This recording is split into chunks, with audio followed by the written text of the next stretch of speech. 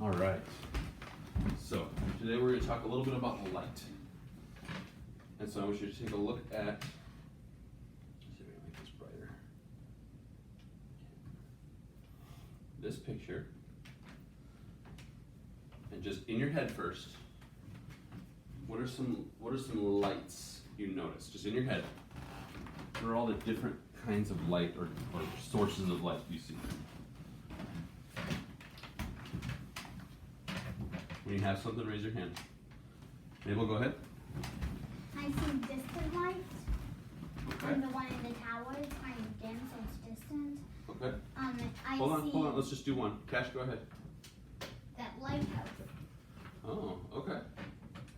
Lincoln? I see that blue light coming from the closest lighthouse-ish tower. Okay. How do you know it's close? Well, it looks closer than all the others because it's bigger. Okay. It's bigger than the others. What are some other lights you see in this picture? Yes? I think I see a car light. Well, like, I see Oh, like, okay. back there. Sitting myself the window. What's another one you see, Lincoln? I see this one big light right over to the right side. One big bright light that I can't tell what it is. Okay. Mabel, you said something earlier about the lights being dimmer, so it must be farther away. What did you mean by that?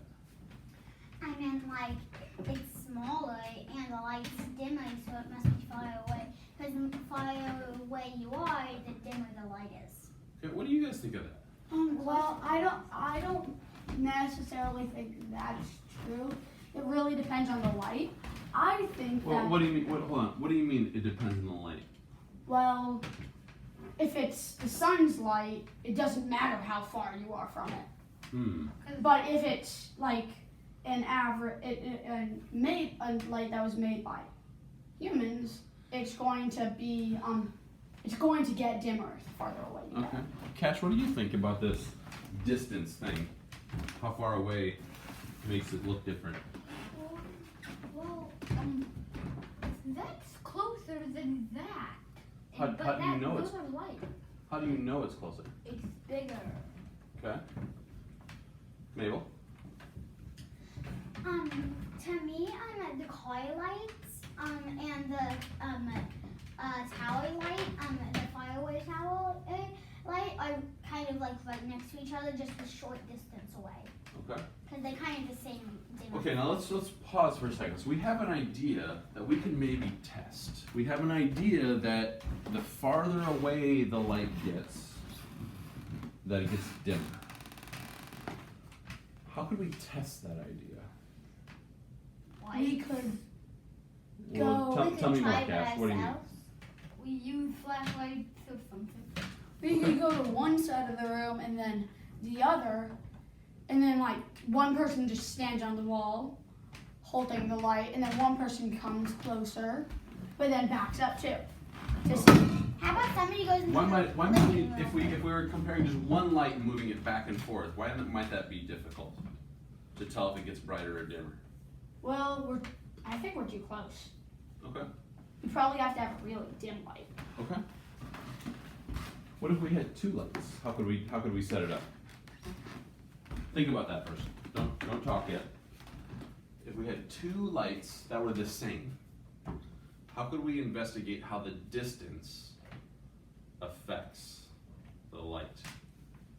We could put one light. Hold on. Think. Mabel and Cash, I want you to think too. If we had two lights that were the same,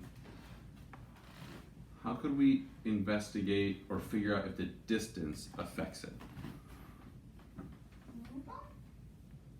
Say it again, Cash. Move on. What do you mean? Like move on, like farther away and closer. Okay. Lincoln?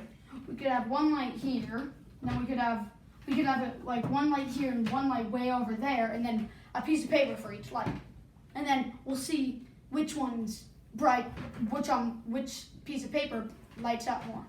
Okay. Mabel, what are you thinking? I'm actually kind of agree with Lincoln. Okay, why do you agree with Lincoln? Because if one piece of paper is dimmer, we know that light is dimmer than the other. Okay. How will we know if it's dimmer? We'll have to shut off the light and close that window. Okay. And we'll know it's dimmer because it won't, like, you won't be able to see it super well. It'll probably be not as bright. So let's think about this. How are we gonna like keep track of our investigation? Like, how are we gonna like? Writing it. I know, but what? What are we gonna write down? Think first. Like what we did. Okay. I think we should draw a picture. It makes a little more sense than Okay. writing it down because So you okay. can't really write down what we do. Let's say you like, because you talked about holding up two pieces of paper. How are we gonna write down what we see on those pieces of paper? Think first. Think first. And what other information might we want to write down?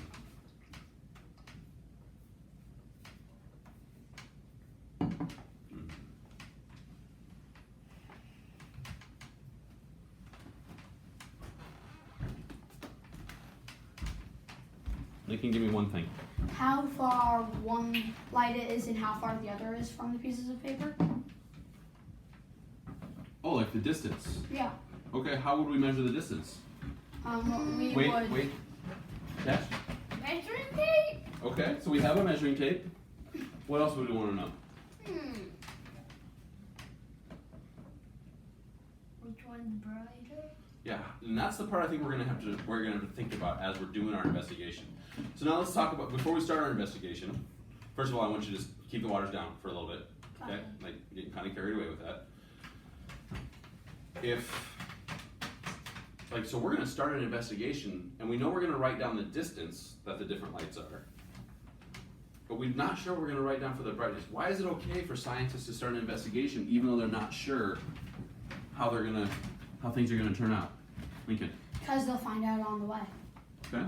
They'll most likely find out on the way. Okay. Kesh and Maple, what do you think? Why is it okay for a scientist to start an investigation even though they're not sure how it's all gonna turn out?